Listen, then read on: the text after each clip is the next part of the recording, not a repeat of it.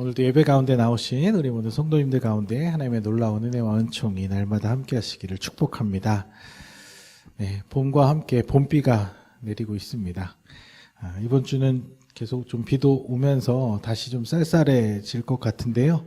네, 기온차가 큰 환절기에 여러분들 건강 잘 챙기셔서 아프지 마시고 늘 강건하시길 주님의 이름으로 축복합니다.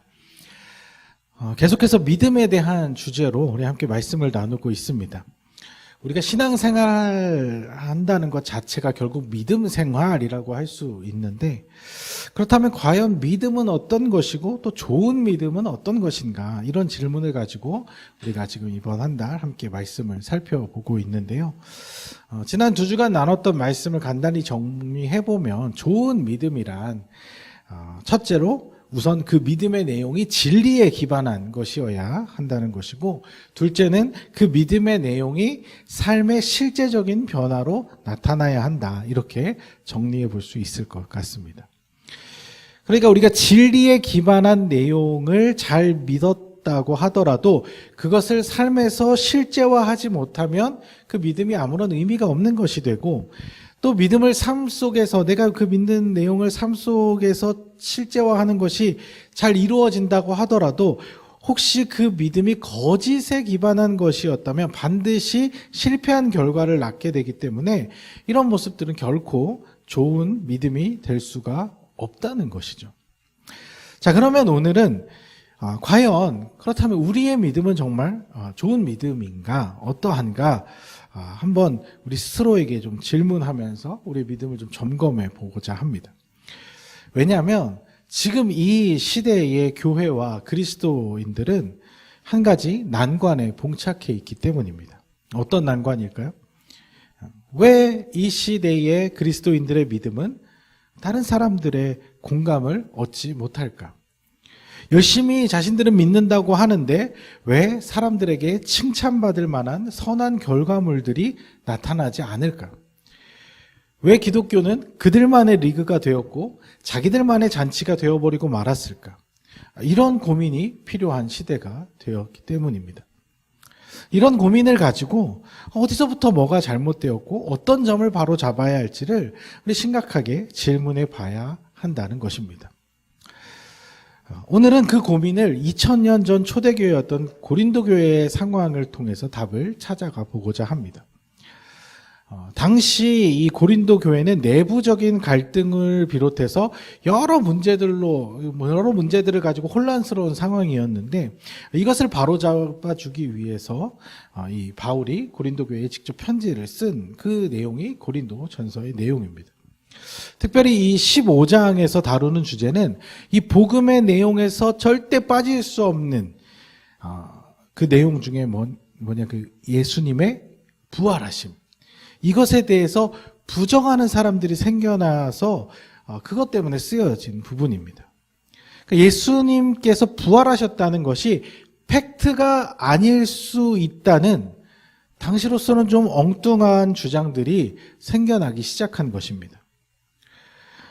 사실 예수님의 부활은 지금으로서도 사실 믿어지기 어려운 내용 중에 하나죠. 모든 사람들이 보는 앞에서 십자가 처형을 당해서 확실하게 죽었던 이 예수님이 다시 살아나셨다, 결코 쉽게 이성적으로 믿어지는 내용은 아니죠. 왜냐하면 일단 이런 사건 자체가 우리가 살면서 흔하게 겪을 수 있는, 그 설레를 경험할 수 있는 일이 아니기 때문입니다. 물론 그 당시 나사로가 무덤에 있다가 나흘이 지난 후에 살아난 일을 직접 보고 겪은 사람들도 더러 있었을 것이고, 또 우리가 살다 보면 간혹 죽었다고 생각한 사람들이 뜬금없이 소생하는 이제 그런 경우도 아주 간혹가다 경험할 수 있으니 전혀 불가능한 일이다라고 할 수만은 없겠지만, 그렇다고 그냥 그래? 그랬어? 라고 쉽게 받아들일 내용이 아니라는 것입니다.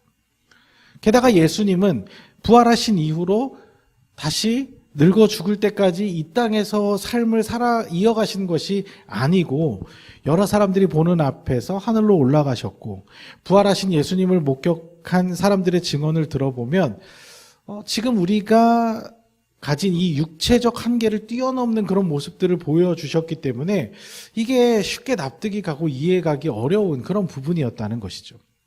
그래서 초대교회 당시에는 여러 가설들이 생겨났는데, 예수님이 부활하신 것이 육체로 부활하신 것이 아니라 영으로만 부활하셨다.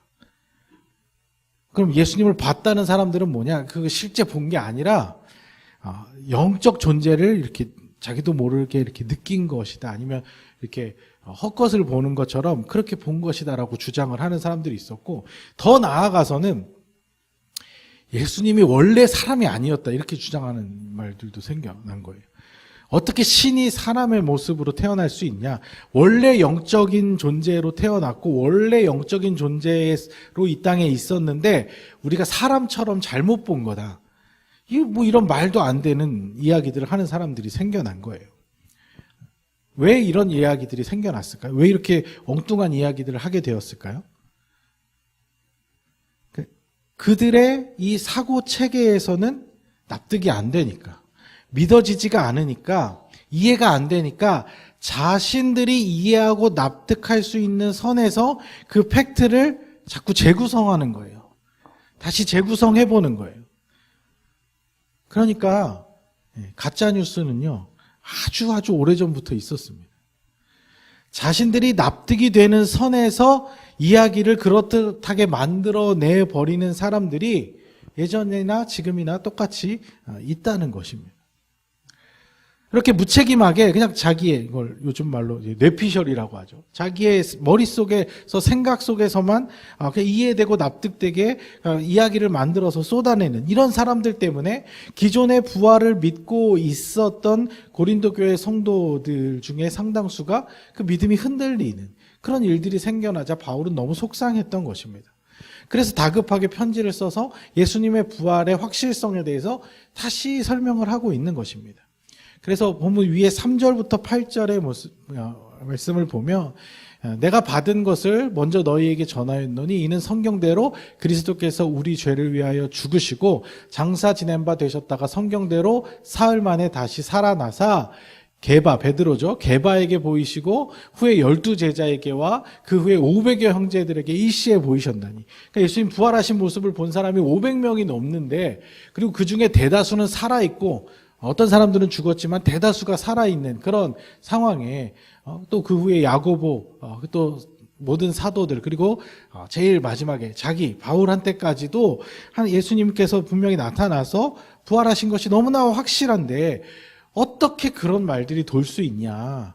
어떻게 그런 얘기들을 또 믿고 그런 정말 이 증인들이, 살아있는 증인들이 이렇게 시퍼렇게 있는데 어떻게 이런 말도 안 되는 소리들을 아무렇지도 않게 퍼뜨리고 또 그걸 또 혹시나 하고 믿고 있냐? 절대 그러지 말아라. 예수님의 부활은 너무나 확실하다. 이렇게 지금 바울이 얘기를 하고 있는 부분입니다. 근데 이제 이 부활이 왜 그렇게 중요하냐? 예수님이 부활했으면 어떻고 부활 안 했으면 어떠냐? 그게 뭐가 그렇게 중요한데 바울이 이렇게 다급하게 편지를 썼냐? 그 이유는 이 부활이라는 이 내용, 이 믿음의 본질적 내용 중에 이 부활이라는 부분이 바뀌게 되면 그 믿음을 기반으로 한 우리의 삶의 모든 선택들도 다 같이 바뀌어야 되기 때문에, 달라져야 하기 때문에, 그렇기 때문에 바울은 이것을 너무 중요하게 생각한 것입니다. 그래서 12절부터 읽어보면, 그리스도께서 죽은 자 가운데서 다시 살아나셨다 전파되었거늘 너희 중에 어떤 사람들 어찌하여 죽은 자 가운데 부활이 없다 하냐?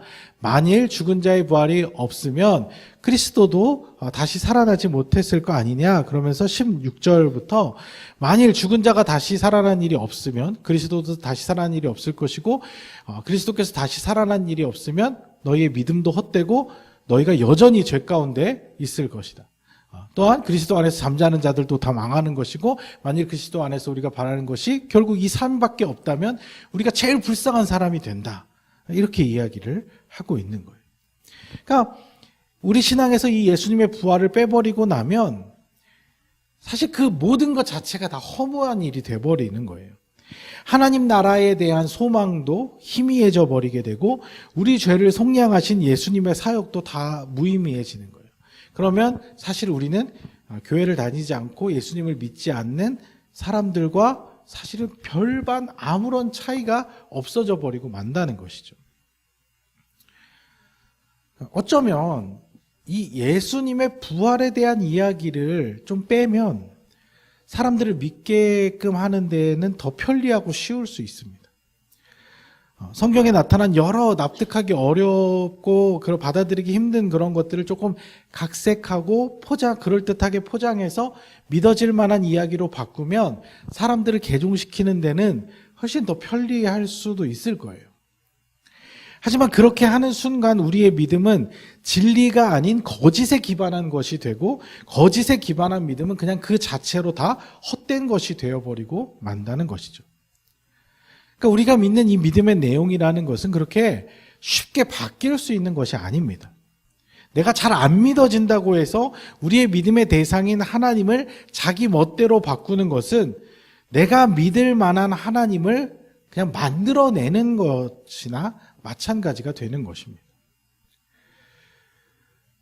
그런데 우리가 의도적으로 하나님을 내가 내 마음대로 만들려고 하지는 않잖아요. 근데 그렇지 않다고 하더라도 우리가 날마다 이 성경 말씀을 진지하고 깊게 들여다보지 않으면 이 말씀을 통해서 하나님이 어떤 분이신가를 깊이 생각하고 묵상하는 일들을 소홀히 하게 되면은 우리는 나도 모르게 그냥 살아가면서 삶의 환경과 상황 속에서 내가 믿고 싶은 대로 내 마음대로 하나님을 변질시켜버리는 실수를 할 때가 참 많다는 것입니다. 그래서 날마다 말씀 안에서 우리가 우리 믿음을 점검해야 된다는 거예요.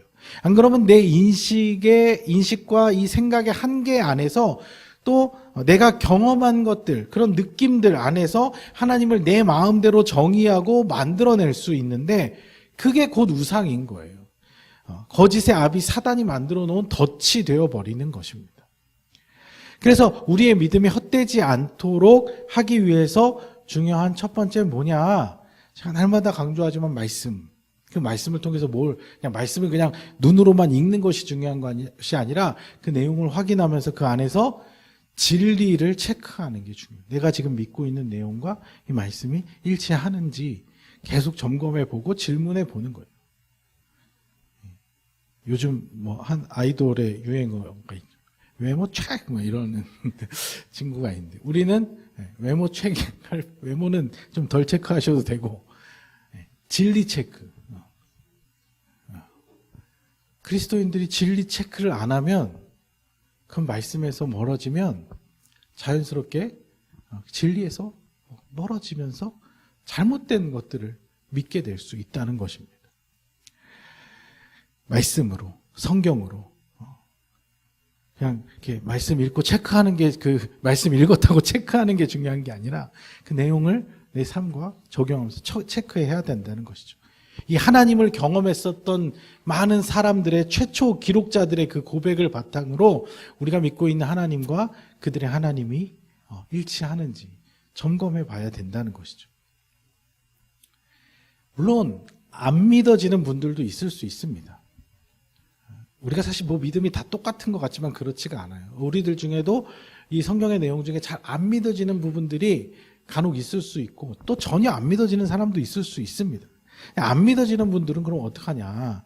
그럼 믿고 싶어도 안 믿어지면 그럼 막 억지로 믿어야 되냐? 납득도 안 되고 이해도 안 되는데 그냥 억지로 믿어야 되냐? 근데 그건 아니에요. 안 믿어지는 게 잘못된 것은 아니에요. 누구나 처음에는 다 안 믿어질 수 있어요. 믿음이 생기지 않는 것은 누구나 다 겪을 수 있는 거예요. 그럴 때는 믿어질 때까지, 믿음이 자연스럽게 생길 때까지의 과정이 조금 필요한데 이 부분에 대해서는 다음 시간에 좀 다루려고 하니까 다음 주도 기대 많이 해주시고 오늘 중요하게 생각할 것은 안 믿어진다고 해서 그 믿음의 내용을 자기 마음대로 바꿔서는 안 된다는 것이죠. 안 믿어지면 그냥 그대로 놔두시고 시간이 좀 더 필요한 거예요. 믿어지는 것 하나하나 차근차근 해 나가면 되는 거예요. 잘못해서 내가 안 믿어진다고 그 믿음의 내용들을 본질적인 것들을 그냥 내 마음대로 내 멋대로 바꾸면 우리의 모든 것이 다 허무해져 버릴 수 있다는 것입니다. 그러니까 믿음을 발전시켜 나가는 거하고 믿음을 변제시켜 나가는 걸 혼동하면 안 돼요. 말씀을 통해서 믿음의 내용을 지속적으로 점검하면서 바로잡으면서 내가 잘못 믿어왔던 것들이 있다면 바꿔야 되거든요. 그러니까 나를 바꿔야 되는 거죠. 이 믿음의 본질을 바꾸는 게 아니라 나를 바꿔 나가야 되는 그런 변화는 우리가 매일매일 해야 돼요. 근데 내 생각대로 그냥 믿기 위해서 내 생각대로 편리하게 그 내용을 짜맞추는 것은 그것을 합리화시키는 것이고 변질시키는 것입니다. 이건 완전히 다른 개념인 것이죠. 그래서 기준은 내 생각이 아니라 이 말씀을 근거로 하는 것입니다. 이 말씀을 기준으로 해서 잘못 믿어왔던 것들이 깨달아졌다고 하면 내가 그것들을 바르게 받쳐나가면 되는 것이고, 잘 믿어왔던 것들은 어떤 상황이나 환경에 흔들리지 말고 굳게 바로 세워나가면 되는 것이죠. 그래서 믿음의 내용을 진리의 말씀으로 날마다 확인하는 것, 그것이 좋은 믿음을 위한 첫 번째 중요한 자세라는 것입니다. 그리고 그 다음으로 생각해 볼 중요한 두 번째 문제는 우리의 믿음의 선택, 믿음의 결과물에 대한 것인데요. 믿음의 내용을 날마다 점검하는 것이 중요한 것, 진리 체크가 중요한 것인 만큼 그 믿음의 그런 진리가 체크됐으면 그 믿음의 내용대로 내가 살아가고 있는가, 그 믿음의 내용을 가지고 삶의 여러 문제들을 바르게 선택하고 제대로 결정하면서 살아가는가, 이거를 이제 점검해 볼 필요가 있다는 것이죠. 자, 다시 고린도전서로 돌아가 보면 19절에 바울은 만약에 부활이 없이 모든 인간들의 삶이 그저 이 세상의 삶으로 끝이 나는 것이라면 우리 그리스도인들이 제일 불쌍한 사람들이다, 이렇게 얘기를 합니다. 왜냐? 잘못된 믿음을 근거로 해서 잘못된 선택을 하며 살아왔기 때문에 제일 허무한 삶이 된다는 거예요. 그러니까 좀 쉽게 얘기하면 이런 거예요. 어떤 사람은 부활이고 뭐고 그런 거는 믿을 만한 것이 못 된다. 그런 것은 없다. 절대 없다. 그냥 인생은 죽으면, 육체가 죽으면 끝이다. 그 후에는 아무것도 없다. 그냥 무로 돌아가는 것이다. 이런 믿음을 가지고 살아가는 사람들이 있겠죠. 그렇게 평생 자기가 그렇게 믿고 사는 거예요. 근데 진짜 죽어보니까 정말 아무것도 없어요. 그러면 어때요? 그렇게 믿고 살았던 게 만든 거잖아요. 그래서 잘 산 거죠, 그러면. 근데 죽어봤는데 끝이 아니야. 그럼 망한 거죠, 이제. 아무런 대비도 준비도 없이 살았으니까. 또 어떤 부류의 사람들은 죽으면 다시 태어난다고 믿어요. 믿으면서 살아요. 근데 다시 태어나는 게, 그냥 다시 태어나는 게, 다시 태어나면, 기왕 다시 태어나면 잘 태어나야 되잖아요. 다시 태어나는데 잘 태어나려면 뭘 해야 되냐면 공로를 쌓아야 된대요. 그래서 전 재산을 다 바쳐서 막 커다란 사원도 짓고 막 신상도 세우고 그러면서 또 주변 사람들한테 자비도 베풀고, 그래서 나름대로 다시 태어나서 더 좋은 삶을 살기 위해서 그걸 준비하면서 이 땅에서 살아요. 그러다 죽었어요. 근데 죽어보니 환생이 아니야. 그러면 이제 뭐 다 헛짓한 거죠. 얼마나 허무해집니까? 근데 저는 좀 사실 이게 환생이라는 게 정말 말도 안 되고 허무하다고 생각하는 게, 어차피 다시 태어나는 게 팩트라고 해도 그 전 삶을 기억을 못 하잖아요. 그럼 아무것도 아닌 거 아닌가요, 사실? 그 자체로 되게 허무해지겠죠. 근데 또 그게 또 만약에 맞았어. 그래서 다시 태어났어요. 다시 태어났는데 내가 생각한 것보다 훨씬 더 많이 쌓아야 되더라고요. 그래갖고 공로가 부족하다고 돼가지고 인간 세계에서 저 밑바닥으로 다시 태어난다거나, 아니면 개구리 같은 걸로 태어난다거나 이러면 그것도 참 허무한 일이 아니지 않겠습니까? 그러니까 이 믿음의 믿었던 내가 살면서 믿었던 내용이 틀린 것이라고 밝혀지는 순간 그 모든 것은 다 허무해지고 만다는 것입니다. 그런데 우리가 부활을 믿는다는 그 내용 안에는 어떤 특별한 내용들이 포함되어 있냐? 첫 번째로 일단 죽음은 끝이 아니다라는 거예요. 내가 부활을 믿는다는 말은 일단 죽음으로 모든 것이 끝나는 것이 아니다. 그리고 죽음 이후에는 새로운 삶이 있다. 새로운 모습으로 부활을 한다. 근데 우리의 믿음에 따라 부활한 모습으로 영원히 살아간다는 거예요. 영원히 살아가는데 그게 영원히 하나님 곁에서 하나님의 사랑 안에서 살아가는 게 있고 영원히 하나님 없이 고통받으면서 살아가는 게 그게 뭐 어떤 것으로 갈지 모르겠어요. 근데 이제 이게 그렇게 깊이 들어가면 이제 또 신학적으로 여러 다양한 주장들이 있으니까 그냥 기본적으로 생각하면 여기까지. 그러니까 우리가 이 부활 신앙을 가진다는 내용의 핵심은 이 땅을 살아갈 때 이 땅의 삶이 끝이 아니라고 믿는 거예요. 그 이후에는 영원한 하나님 나라의 삶이 있기 때문에 우리는 그 하나님 나라를 준비하면서 그 하나님 나라를 대비하면서 살아가는 그런 마음으로 그런 믿음을 가지고 살아가면 하나님께서 우리를 그 영원한 하나님 나라로 이끌어 주신다. 이걸 믿는 거예요. 그러니까 그 믿음을 가졌다는 것은 단지 이 내용을 그냥 머리로 이해하고 받아들인다, 알고 있다가 아니라 그런 세계관, 그런 가치관을 가지고 이제 나머지 인생을 그 기준으로 살아간다는 그게 믿음이라는 거예요. 그런데 맞아, 영원한 하나님 나라 있어, 천국 있어, 있기는 확실히 있어. 근데 지금은 내가 이 땅을 살고 있잖아. 그러니까 현실이 지금 너무 힘들어서 현실이 먼저야. 천국은 내가 지금 나중 일이고 일단 이 땅에서 내가 하고 싶은 거, 내가 해야 할 것, 내 마음대로 해보는 게 먼저야. 이렇게 천국, 하나님 나라에 대한 아무런 대비가 안 된 상태로 전혀 그런 것들을 하지 않고 눈앞의 삶에만 초점을 맞추고 살아간다면 그게 뭘 믿는 거예요. 그건 그냥 아는 거죠. 알고 그냥 넘어가는 거지 제대로 믿고 있다고 하기가 어렵다는 것이죠. 근데 정말 이상한 점은 뭐냐면 많은 그리스도인들이 이런 상태라는 겁니다. 말로는 하나님을 믿고 예수님의 부활도 믿고 다 믿어요. 너무 잘 알아요. 때로는 남들한테 설명도 굉장히 잘해요. 그런데 그 살아가는 모습을 보면 하나님 나라를 위한 준비는 아무것도 되어 있지 않고 눈앞의 현실, 먹고 사는 문제, 나 잘 되고 내 자식 잘 되고 만사형통하고 성공하고 대박 누리고 이런 것들만 추구하면서 살아간다는 것이죠. 마치 이 땅에서 삶이 다인 것처럼. 이 땅에서의 목숨이 끊어지면 그 모든 것으로 끝난다고 믿고 살아가는 사람들처럼 내가 살면서 이런 거 언제 해보겠어? 내가 이런 호사를 언제 누려보겠어?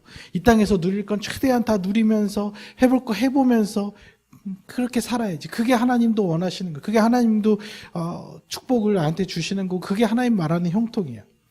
이런 태도로 이 땅에서의 삶의 모든 것을 그냥 다 올인하면서 심지어는요 하나님을 그 목적을 이루는 도구로 사용하면서 그렇게 그냥 간절히 믿고 바라고 원하면 내 마음대로 다 이루어 주시는 그런 하나님. 그러면서 자기는 너무 믿음이 좋다. 난 믿음 좋은 그리스도인이야. 이렇게 착각하며 살아가는 경우가 많다는 것이죠. 아마도 그것은 이 하나님 나라에 대한 천국에 대한 오해 때문에 생긴 것 같아요. 이 땅에서의 삶과 천국은 그렇게 완벽히 분리된 세계, 구별된 개념이 아닙니다. 이런 식으로 생각하는 거예요. 이 땅에서 살다가 죽으면 뿅 하고 천국으로 건너가는 거죠. 그리고 그 사이에는 뭐가 있냐면 심판, 하나님의 심판이 있는데 그래서 땅땅땅 넌 천국, 넌 지옥 이런 식의 심판이 있다고 생각하는 것이죠. 그런데 사실 이런 개념은 교회가 아니라 다른 데서도 많이 말하지 않습니까? 그 영화 신과 함께 이런 데 보면 이런 개념이 나오죠. 비슷한 개념이지 않습니까? 그러면은 저게 아니면 저걸 성경적으로 그렇게 바꾸면 그럼 염라대왕 대신에 베드로가 나타나서 천국 문 열쇠 들고 넌 천국하고 천국 열어주고 넌 지옥하고 지옥 열어주면 좀 뭐가 다른 거예요? 천국이 그런 개념입니까? 그럼 그 천국 열쇠에 대한 판가름은 어떻게 하는 건데요?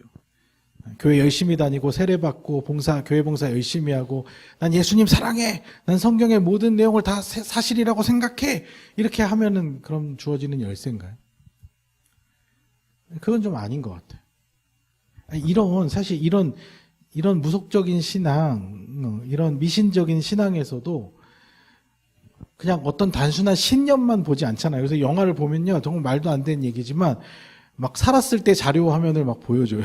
그러면서 어떻게 살았는지 영상으로 막 띄워줘요. 그러면서 재판을 하거든요. 하나님은 우리 삶의 일거수일투족뿐만 아니라 우리의 생각과 마음, 기분과 느낌까지도 다 아시는 분인데 그 모든 것을 종합적으로 판단하실 수 있는 분이라면 과연 내가 그렇게 알고 생각하고 믿었다고 주장하는 그런 몇 가지 모습만으로 이 천국과 지옥의 중요한 심판을 내리실까요? 성경이 우리에게 이야기하고 있는 하나님 나라는 그렇게 갑작스럽게 순간이동하는 어떤 장소의 개념이 아닙니다. 어떤 것이냐면 하나님 나라는 우리가 그것을 받아들이고 믿는 순간 우리에게서 시작되는 개념입니다. 우리가 예수님을 영접하고 우리가 하나님을 믿는 순간 우리는 거듭남으로 영의 세계가 시작이 되고 그리고 우리는 그 믿음으로 하나님 나라를 이루어가는 삶을 시작하는 거죠. 하나님 나라가 우리에게 임하는 것입니다.